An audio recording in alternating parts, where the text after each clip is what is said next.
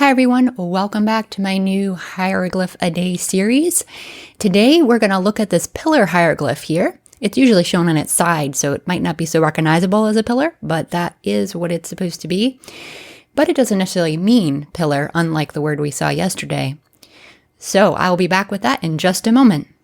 Welcome to Voices of Ancient Egypt, where we demystify the words and lives of the ancient Egyptians through animated videos like this one. If you're new here, I'd love it if you'd subscribe and hit that bell so you won't miss future videos like this one. All right, so what is this pillar? This pillar stands for two consonant signs, so similar to the one that we talked about yesterday. This has the sounds for the letters that we call Ain and Aleph. Now, in English, we pronounce both of these as a long kind of ah sound, but this is not how the ancient Egyptians pronounced it. And I'll talk about that again in a little bit in a moment.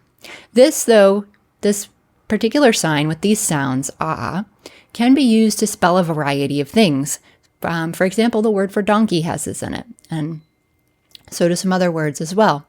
But one of the main words that's written with this sign is the word for great. That can mean both in terms of size, like large, as well as importance. And it can be spelled with just a single sign, like we see here, or also sometimes with additional signs using another Ain and Aleph as what we call phonetic complements, as well as a determinative at the end.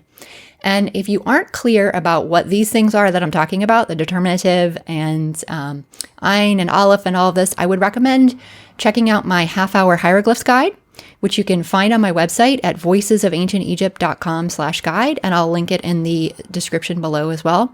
I also have a series of other hieroglyph videos which goes into some of this also. The hieroglyphs guide, though, is a good one to have as a reference because it also lists all of our basic sounds and approximately what we think they sounded like in Egyptian. All right, so back to ah and how it's used.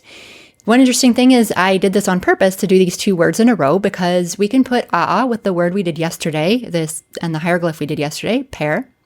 And then we have per ah, which would mean great house.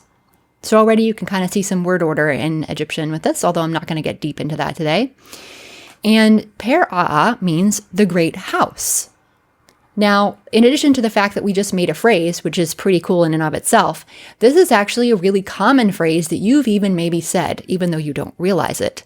Per aa is the Egyptian that became, in Greek, Pharaoh. So if you've ever said Pharaoh or heard it said, you've actually encountered this phrase before. And that is because starting around the New Kingdom, the Egyptians actually start using the term great house, per aa, to refer to the king. And then this gets translated into, or not translated, but transcribed into sounds in Greek later on. So this is sort of equivalent to the way in modern times here in the United States, the news will refer to the White House as if it's a person.